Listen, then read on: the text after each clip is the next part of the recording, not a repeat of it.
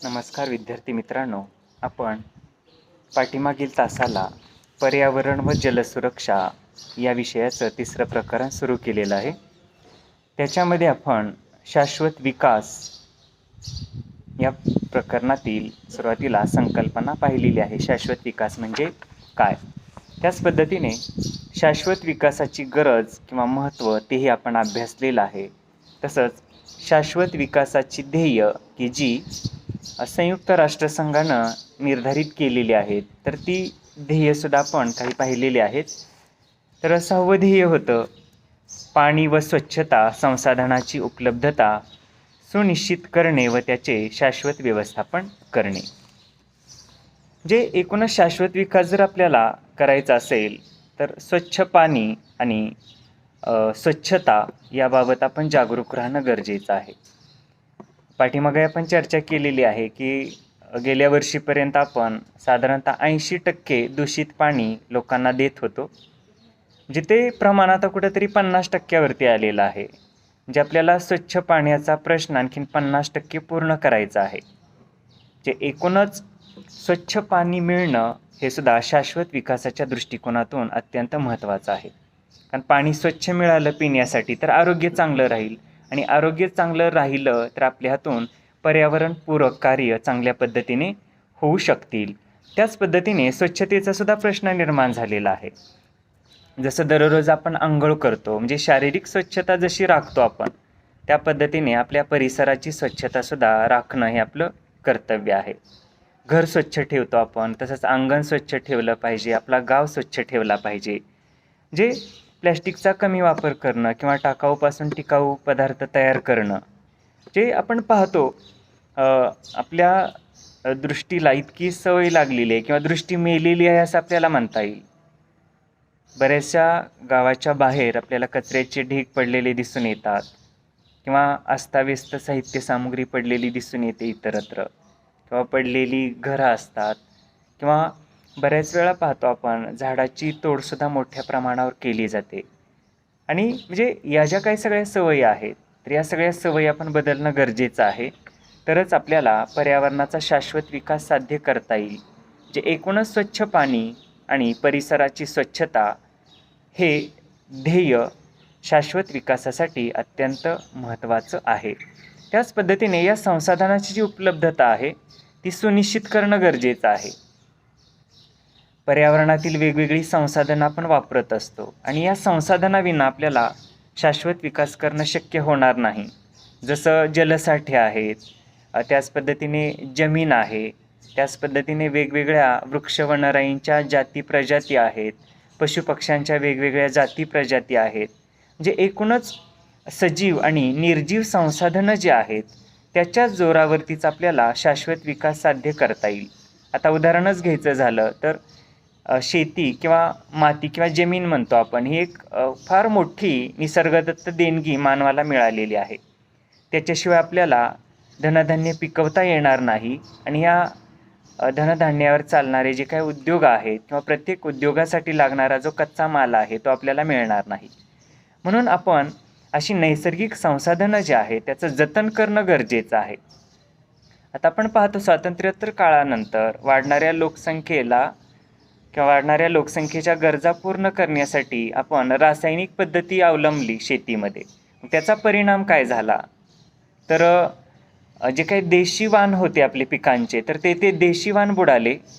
त्याच पद्धतीने जमिनीचं प्रदूषण झालं, म्हणजे अनेक रासायनिक खतं आपण वापरू लागलो, रासायनिक कीटकनाशके, बुरशीनाशके, तणनाशके वापरू लागलो, आणि त्याचा परिणाम असा झाला की भूमी प्रदूषण झालं किंवा इतर पर्यावरणीय प्रदूषण त्याच्यामुळं होऊ लागलं.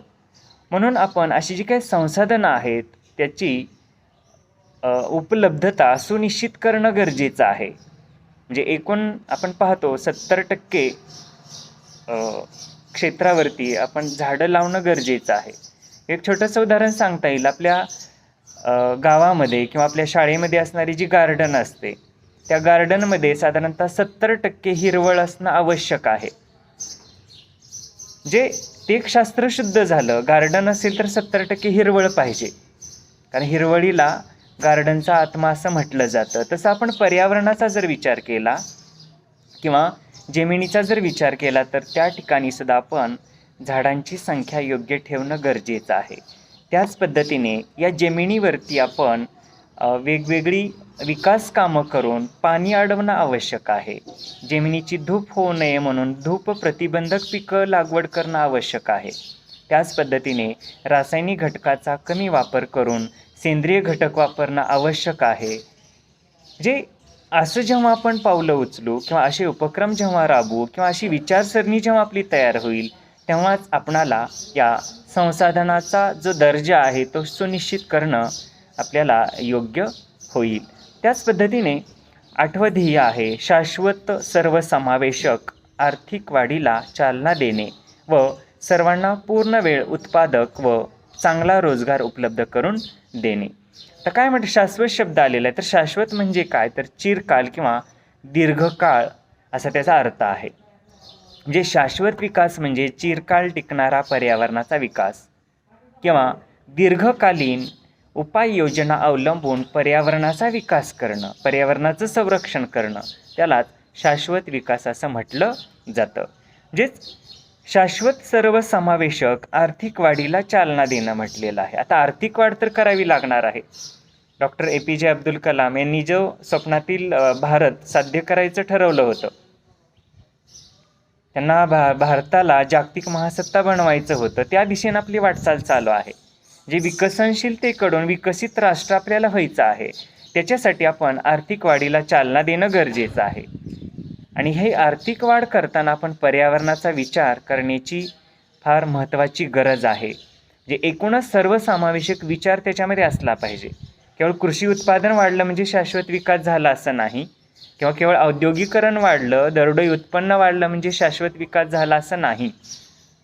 तर पर्यावरणाला आपण रिटर्न्स काय देतो, पर्यावरणाला आपल्याकडून परतावा काय मिळतो आहे, ही नैसर्गिक संसाधनाचं जतन करण्यासाठी आपण काय प्रयत्न करतोय, हे रासायनिक घटक त्याच्यामध्ये मिसळू नयेत, प्रदूषक त्याच्यामध्ये मिसळू नयेत आणि ते पर्यावरणीय घटक पर्यावरणासाठी सजीवासाठी हानिकारक ठरू नयेत म्हणून आपण काय करतो, जे याचा जेव्हा आपण विचार करू आणि आर्थिक विकास साध्य करू तेव्हा त्याला सर्वसमावेशक आर्थिक विकास असं म्हणता येईल. म्हणून हे सुद्धा ध्येय या संयुक्त राष्ट्रसंघानं निश्चित केलेलं आहे. त्यालाच खरा शाश्वत विकास असं म्हणता येईल. तसंच सर्वांना पूर्णवेळ उत्पादक व चांगला रोजगार मिळवून देणं हे सुद्धा महत्त्वाचं ध्येय आहे.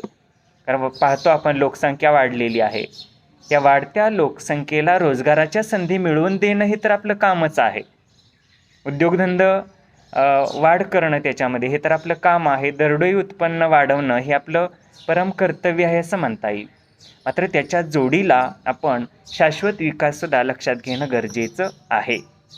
जी उत्पादन प्रक्रिया राबवतो आपण त्याच्यासाठी कमीत कमी इंधन कसं लागेल, त्याच्यासाठी अपारंपरिक ऊर्जा साधनाचा आपण कशा पद्धतीने वापर करू शकतो, जे हल्ली शासनाची सुद्धा धोरणं आहेत. म्हणजे खाजगीकरण केलं जात आहे. आपण पाहतो खाजगीकरण म्हणजे काय, तर प्रत्येक जे विकास क्षेत्र आहे ते खाजगी कॉर्पोरेटर क्षेत्राकडे ते हस्तगत केलं जातं. म्हणजे चालवा, जे कोणाकडे तरी चालवण्यासाठी दिलं जातं. ते कशासाठी, तर याच्यामध्ये पर्यावरण विषयक सुद्धा ध्येय निश्चित केलेली असतात. स्वातंत्र्य दिलं जातं त्या सेक्टरला, त्या युनिटला किंवा त्या संस्थेला आणि त्याच्यातून खरा विकास साध्य केला जातो. परंतु या विकासामध्ये पर्यावरणाचा सुद्धा विचार होण्याची आवश्यकता आहे, जेणेकरून तो जो रोजगार निर्माण होतोय तर तो रोजगार निश्चितच पर्यावरणपूरक असा रोजगार होऊ शकतो. आज आपण रिसायकलिंग म्हणतो, जे वापर पुनर्वापर आहे, रिसायकलिंग आहे किंवा पुनर्निर्मिती आहे, अशा टप्प्यावरती आपण हा विकास साध्य करणं गरजेचं आहे. त्यानंतर 10वं ध्येय आहे ते म्हणजे विविध देशांमधील व देशांतर्गत असमानता दूर करणं. तर मित्रांनो, आपण पाहतो वेगवेगळ्या दृष्टिकोनातून असमानता दिसून येते आपल्याला, ती जागतिक स्तरावरील असेल किंवा वैश्विक स्तरावरील असेल. आजही आपण पूर्णपणे जाती व्यवस्था, वर्णव्यवस्था नष्ट केलेली आहे असं छातीठोकपणे म्हणू शकत नाही. कारण ह्या जाती व्यवस्थेची पाळंमुळं आजही आपल्याला खोलवर रुजलेली दिसून येतात. ते नष्ट करण्यासाठी आपण प्रयत्न करतोय, परंतु त्याच्यामध्ये आपल्याला पूर्णतः यश मिळालेलं नाही. पण आपल्याला म्हणता येईल ही जी काही असमानता आहे वेगवेगळ्या दृष्टिकोनातून, जातीय असमानता असेल, वर्ग असमानता असेल, आर्थिक दृष्टिकोनातून असमानता असेल, सामाजिक दृष्टिकोनातून असमानता असेल, शैक्षणिकदृष्ट्या असमानता असेल, वैचारिकदृष्ट्या असमानता असेल, तर अशा वेगवेगळ्या दृष्टिकोनातून आपण असमानता दूर करणं गरजेचं आहे. तरच खऱ्या अर्थानं पर्यावरणाचा शाश्वत विकास साध्य करता येईल. आज आपण पाहतो सामाजिक विषमता आहे किंवा आर्थिक विषमता आहे. आजही जर आपण दुर्गम भागामध्ये गेलो किंवा आजही आपण आदिवासी क्षेत्रामध्ये गेलो तर तेथील लोक आजही जंगलाची तोड करताना दिसून येतात. जे कशामुळं असं आहे तर त्यांच्यापर्यंत आधुनिक तंत्रज्ञान पोचलेलं नाही, त्यांना आपण शिक्षण देऊ शकत नाही पूर्णपणे किंवा त्यांना आपण पूर्णपणे रोजगाराच्या संधी उपलब्ध करून दिलेल्या नाहीत.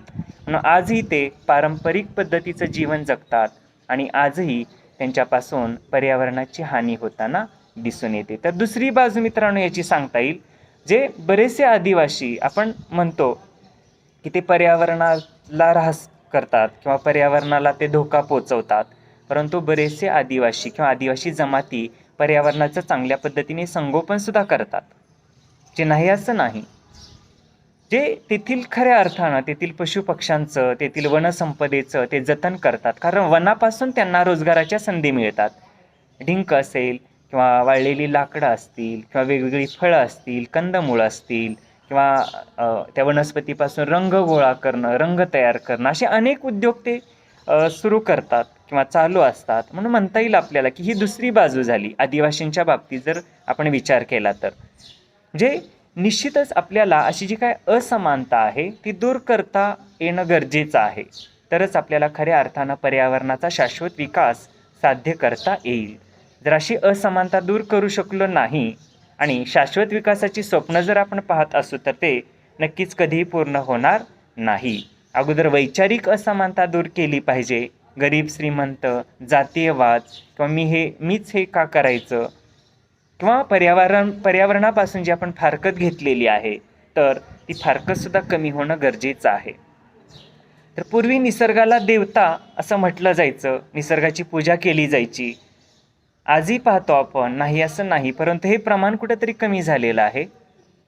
ही जी वैचारिक दृष्टी आहे ती कुठंतरी कमी झालेली आहे, म्हणून आपण याचा विचार करणं गरजेचं आहे. वरुण देवता म्हणतो आपण, अग्निदेवता म्हणतो, जमिनीला माता म्हटलं जायचं, जमिनीची पूजा केली जायची. जमिनीमध्ये उपजाऊ क्षमता आहे हा विचार किंवा ही विचारधारा पूर्वीच्या लोकांमध्ये होती. जे याही दृष्टिकोनाकडं कुठंतरी आपण एक उघड्या डोळ्यांनी पाहणं गरजेचं आहे. निसर्गातील ही जी संसाधनं आहेत ती मानवी विकासासाठी, पर्यावरणाच्या शाश्वत विकासासाठी फार महत्त्वाची भूमिका बजावतात. म्हणून ही संसाधनं आपण जर व्यवस्थितरित्या जतन केली, त्याच्यामध्ये प्रदूषकं नाही मिसळू दिली, तरच खऱ्या अर्थानं पर्यावरणाचा शाश्वत विकास साध्य करता येईल.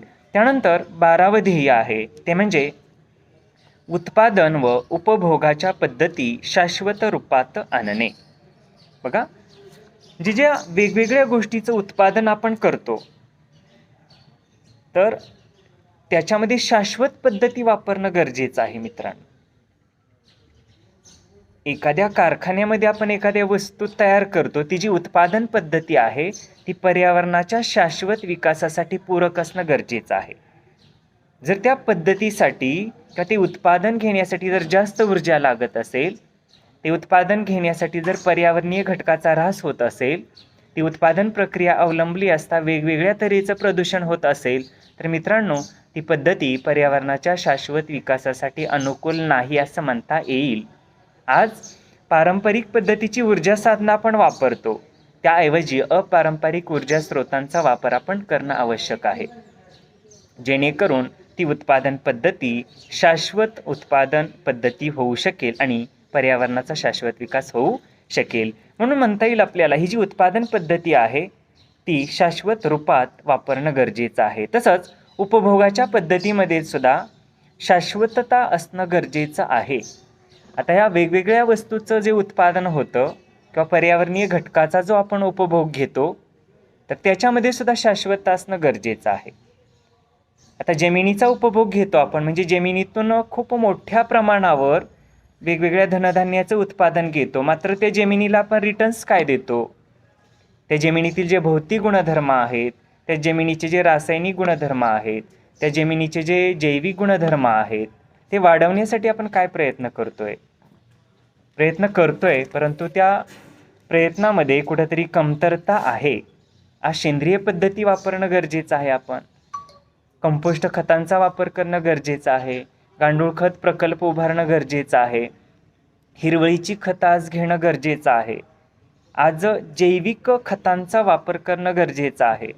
आज घरच्या घरी आपण कार्बनी घटकाचा किंवा कार्बनी सेंद्रिय पदार्थ आपण तयार करणं गरजेचं आहे. किंवा लेडीबर्ड बिटल असेल, ट्रायकोग्रामा असेल, म्हणजे असे जैविक घटक वापरून आपण किडीचं नियंत्रण करणं गरजेचं आहे. ट्रायकोडर्मासारखी जैविक बुरशी वापरून रोगाचं नियंत्रण आपण करू शकतो.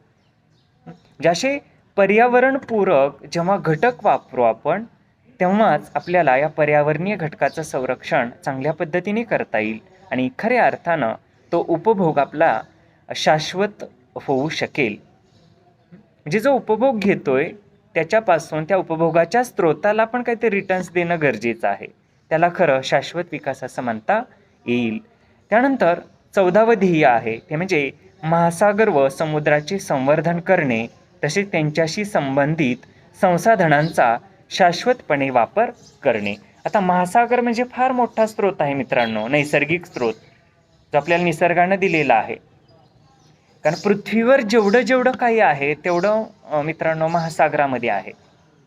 पृथ्वीवर जेवढा हिमालय उंच आहे तेवढा महासागराची खोलीसुद्धा तेवढीच या ठिकाणी खोल आहे.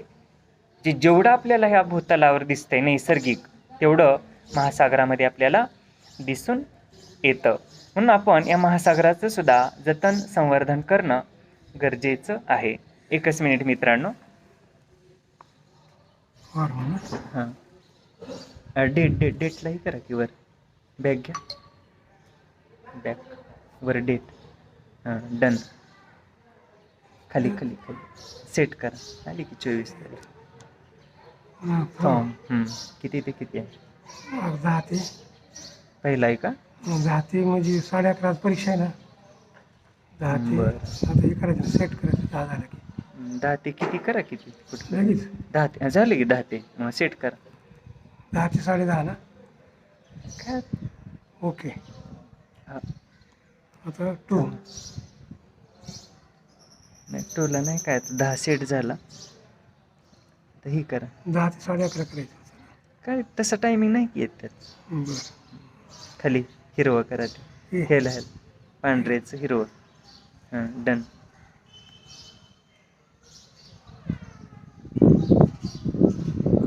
डन का होणं गेलं? डन झाले की. झालं का? हां, घ्या बॅग. लय बॅग आला. एकदाच बॅग घ्यायचं, इन्व्हाइट करायचं आहे ना आपल्याला.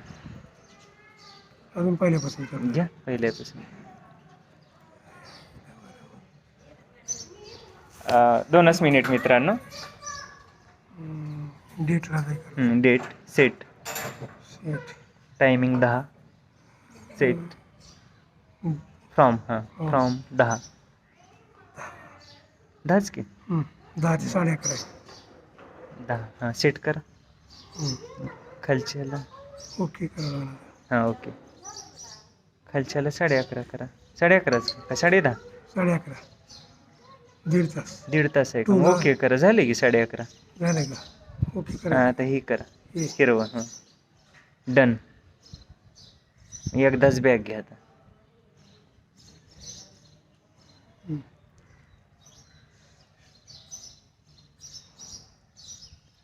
कसं काय गडे? घ्या बरं बॅग. अजून लय बॅग घ्यायला लागलं कसं काय? बॅग नाही व्हायला पाहिजे. हे असं काय व्हायला. मित्रांनो 2च मिनिट कंटिन्यू करू आपण. शेड्यूल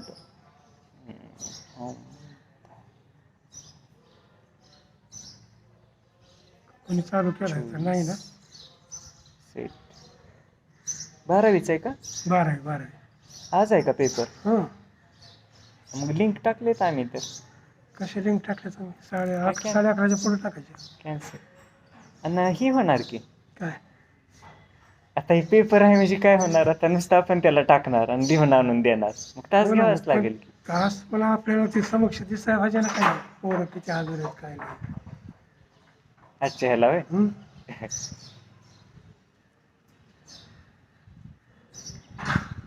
आता लिंक 10 ते 11:30 पर्यंत टाकायची गरज नाही पुढे आठवड्यात पुढच्या गुरुवारपर्यंत 30 तारखेपर्यंत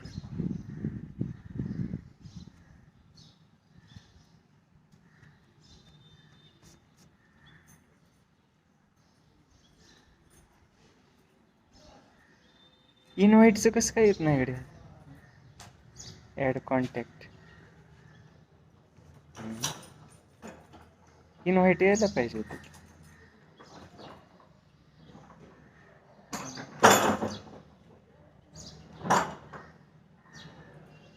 ग्रुपवर जायचं असतं ना आधी. नाही नाही, इनव्हाइट यावं लागतंय, मग पुन्हा कॉपी यावं लागतंय. हां ती कॉपी नाही यावं लागते येऊनच गेलं बरं ते बघ ग्रुपवर जाऊन तरी काय होतं. 12.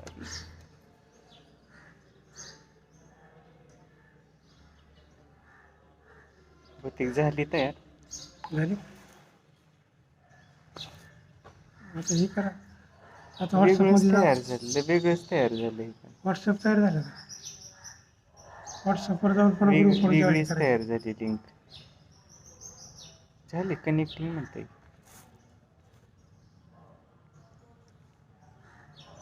झाली तयार सर. दिसायला लागली का पूर्ण 10चा टाईम टाकलेला 10:05 झाले दिसावं लागतं लगेच माहिती आहे चालू झालं. झालं ना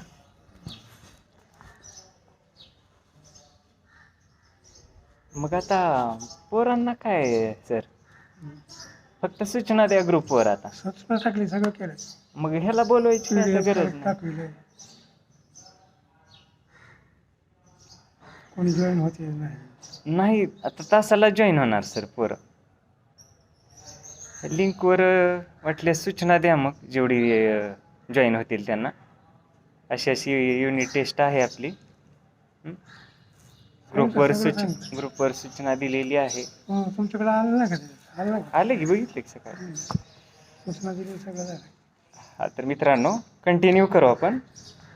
तर 14वं ध्येय होतं महासागर व समुद्राचे संवर्धन करणे आणि त्याच्याशी संबंधित संसाधनांचा शाश्वतपणे वापर करणे. तर मग अशी म्हटलं महासागर म्हणजे हा एक फार मोठा नैसर्गिक स्रोत आहे मानवाला मिळालेला. महासागरामध्ये बरीचशी संसाधनं किंवा साधनसामुग्री आपल्याला दिसून येते. जे थोडक्यात महासागराचं फार महत्त्व आहे मानवी विकासामध्ये. महासागरातून आपल्याला तेल मिळतं, नैसर्गिक वायू मिळतात किंवा जलवाहतूक आहे, मासे मिळतात. महासागरातून अनेक खनिजे मिळतात, मौल्यवान पदार्थ मिळतात. महासागरातून पाणी जे आहे पाण्यापासून ऊर्जा निर्मिती होते. जे महासागर हा मानवी विकासामध्ये किंवा पर्यावरणाच्या शाश्वत विकासामध्ये असणारा एक आमूलाग्र असा घटक आहे. म्हणून महासागराचं संवर्धन करणं हे सुद्धा संयुक्त राष्ट्रसंघानं निश्चित केलेलं आहे किंवा ते ध्येय या ठिकाणी आपण गाठणं गरजेचं आहे. तसं समुद्राचं संवर्धन म्हटलेलं आहे. आता समुद्राचं संवर्धन म्हणजे समुद्रीय घटकाचं संवर्धन करणं, समुद्राचं प्रदूषण न होऊ देणं किंवा समुद्रातील पाण्याचा योग्य पद्धतीने वापर करणं. जे काही आपल्या भोवताली असणारे जे काही प्रदूषक आहेत ती समुद्रामध्ये मिसळून न देणं, म्हणजे जेणेकरून आपल्याला समुद्राचं किंवा महासागराचं संवर्धन करता येईल आणि त्या योगानं पर्यावरणाचा शाश्वत विकास साध्य करता येईल. त्यानंतर 5वं ध्येय आहे लिंग समानता व महिलांचे आणि मुलींचे सक्षमीकरण व सबलीकरण व्हिडिओ पण साधणे. करा म्हणजेच लिंग समानता हे सुद्धा पर्यावरणाच्या शाश्वत दृष्टिकोनातून फार महत्त्वाचा घटक आहे मित्रांनो. कारण आज आपण पाहतोय, आज जरी आपण घोषणा देत असलो, स्त्री त्यामुळं पुरुष पण समानता किंवा शिक्षणाच्या माध्यमातून स्त्री पुरुष समानता हे मूल्य जरी रुजवण्याचा प्रयत्न केला जात असला तरी त्याच्यामध्ये आपण पूर्णतः यश मिळवलेलं दिसून येत नाही. म्हणजे आजही मुलगा मुलगी भेदभाव केला जातो, आजही स्त्री पुरुष भेदभाव केला जातो. तर पाहतो, छोटंसं उदाहरण जर सांगायचं म्हटलं तर आज वर्गामध्ये मुलं मुली वेगळी बसवली जातात. हा सुद्धा लिंगभेद आहे मित्रांनो. म्हणजे आजही कुठंतरी लिंगाबाबतीत किंवा लिंग समानता दिसून येत नाही, लिंग भेदभाव केला जातो. कुटुंबामधून सुद्धा मुलांना उच्च शिक्षण दिलं जातं, मात्र मुलींना उच्च शिक्षणाच्या संधी मिळवून देण्यामध्ये पालक थोडंसं माघार घेतात. जे इथं सुद्धा लिंग असमानता दिसून येते आपल्याला. जे शिक्षण असेल किंवा आरोग्याच्या बाबतीतही म्हणता येईल आपल्याला, किंवा वेगवेगळ्या ज्या इतर संधी आहेत नोकरीच्या बाबतीत म्हणता येतील. तर अशा वेगवेगळ्या संधीच्या बाबतीत असमानता स्त्री आणि पुरुषामध्ये केलेली दिसून येते. म्हणून जर खऱ्या अर्थानं पर्यावरणाचा शाश्वत विकास साध्य करायचा असेल तर लिंग समानता हे ध्येय आपल्याला गाठणं गरजेचं आहे. आज पाहतो 50% जनता म्हणजे महिला आहेत आणि 50% जनता ही पुरुष आहे. मग 50% जनतेला जर आपण घरी बसवत असू किंवा 50% जनतेला जर आपण गृहीत धरत असू कशातही, महिलांना थोडक्यात, तर त्याचा उपयोग नाही. तर काळ बदललेला आहे. या बदललेल्या काळानुसार या 50% जनतेला म्हणजे महिलांना आपल्याला बरोबर घेऊन सर्व विकास साध्य करायचा आहे आणि त्याच्यामध्ये पर्यावरणाचा विकास सुद्धा महत्त्वाचा आहे. जे महिलाकडेही सक्षमता जास्त असते, महिला चांगल्या पद्धतीने कार्य करू शकतात, मन लावून कार्य करू शकतात. महिला आणि पर्यावरणाचा फार महत्त्वाचा असा ऋणानुबंध आहे पूर्वीपासून. लाकूड म्हणतो, जळणफाटा म्हणतो किंवा पाणी म्हणतो आपण, जे प्रश्न आहेत किंवा ही जी संसाधनं आहेत त्याच्याशी निगडीत महिला जास्त असतात. पूर्वीपासून जर आपण विचार केला तर फळं गोळा करणं, कंदमुळं गोळा करणं, बी डोबणं, रोपं लावणं हे काम महिलाकडं होतं, किंवा जळणफाटा गोळा करणं हे काम महिलाकडं होतं, पाणी आणणं हे काम महिलाकडं होतं, स्वच्छता हे काम महिलाकडं होतं किंवा हल्लीही आहे. आपल्याला म्हणता येईल हे पर्यावरणीय घटक आणि महिला यांचा नातेसंबंध पूर्वीपासून आहे. म्हणून आज सुद्धा आपल्याला हा संबंध डावलता येत नाही. म्हणून आपण जेव्हा ही लिंग समानता जगू, लिंग समानता आपण निर्धारित करू, निश्चित करू, तेव्हा खऱ्या अर्थानं पर्यावरणीय विकास आपल्याला साध्य करता येईल. आज जर महिलांनी जळण म्हणतो आपण, जे लाकूड जर तोडायचं ठरवलं किंवा जळणावरतीच आज जर चुली चालवायच्या ठरवल्या तर पर्यावरणाचा विकास होणार नाही. आज जर गोवऱ्या थापून त्याच्यावरती स्वयंपाक करायचा म्हटला तर प्रदूषण त्या ठिकाणी होऊ शकतं. जे महिलांचं सक्षमीकरण जेव्हा करू, महिलांमध्ये जेव्हा जनजागृती करू पर्यावरणविषयक, तेव्हा खऱ्या अर्थानं शाश्वत विकास साध्य करता येईल. संसाधनाचा योग्य काटकसरीनं वापर महिलाच करू शकतात. किंवा अर्थार्जन करण्यामध्ये महिलांचा सुद्धा मोठा सहभाग आपण करून घेऊ शकतो आणि त्या योगानं पर्यावरणाचा शाश्वत विकास आपल्याला साध्य करता येऊ शकतो. म्हणून लिंग समानता हे ध्येय पूर्ण करूनच पर्यावरणाची शाश्वतता आपण राखू शकतो, गाठू शकतो. म्हणून संयुक्त राष्ट्रसंघानं निर्धारित केलेलं हे ध्येय आपण विचारात घेणं गरजेचं आहे. तसंच मुलींचे सक्षमीकरण व सबलीकरण साधणं हेही ध्येय निश्चित केलेलं आहे. जे मुलींचं सक्षमीकरण जेव्हा होईल, मुलींचं सबलीकरण जेव्हा होईल, तेव्हा पर्यावरणाचा शाश्वत विकास साध्य करता येईल. आता मुलींचं सक्षमीकरण म्हणजे काय? तर मुलींना शिक्षण देणं किंवा मुलींना त्यांच्या पायावरती उभा करणं, मुलींना रोजगाराच्या संधी, व्यवसायाच्या संधी, नोकरीच्या संधी मिळवून देणं किंवा महिलांमध्ये पर्यावरण विषयक जागृती निर्माण करणं, महिलांमध्ये स्वच्छतेच्या सवयी ज्या आहेत त्याची जागरूकता निर्माण करणं. म्हणून आपल्याला म्हणता येईल असं जेव्हा आपण महिलांचं सक्षमीकरण करू, महिलांचं सबलीकरण जेव्हा करू, तेव्हा पर्यावरणाचा शाश्वत विकास साध्य करता येईल. त्यानंतर 7वं ध्येय आहे सर्वांना परवडणारी, विश्वासार्ह, शाश्वत आणि आधुनिक ऊर्जा साधने. सगळ्या विषयाचे पेपर झाले का एक दिवशी सगळेच घेऊन यायचं. 3 तारखेला घेऊन या, 2 तारखेला काय 2 तारखेपर्यंत नाही, 3 तारखेला घेऊन या सगळे विषयाचे पेपर. आधुनिक ऊर्जा साधने रुलिंग उपलब्ध पेजवरच करून लिहा, सगळे पेपर रुलिंग पेजवर लिहा.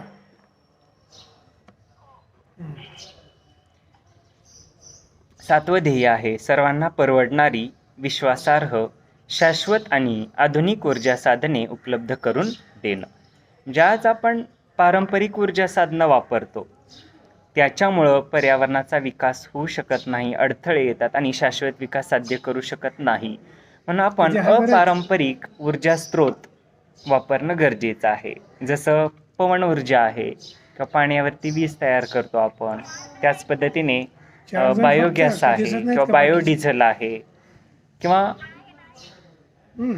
घरगुती कचऱ्यापासून सुद्धा आपण ऊर्जा निर्मिती करू शकतो किंवा सौर ऊर्जा प्लॅन्ट आपल्याकडं आपण बसवू शकतो. दुसरंच कोणाचं लेक्चर त्याच्यावरती चालू आहे? वेगवेगळी उपकरण आपण निर्माण करून त्याचा वापर आपण काय करू माणूस आहे शकतो. ती मग काय? जी अशी जी काही पर्यावरणीय संसाधनं आहेत अपारंपरिक, ती साधनं आपण 10 वाजता वापरणं टाइम टेबल गरजेचं काय आहे? परीक्षेचं आहे. टाइम टेबल आहे ना?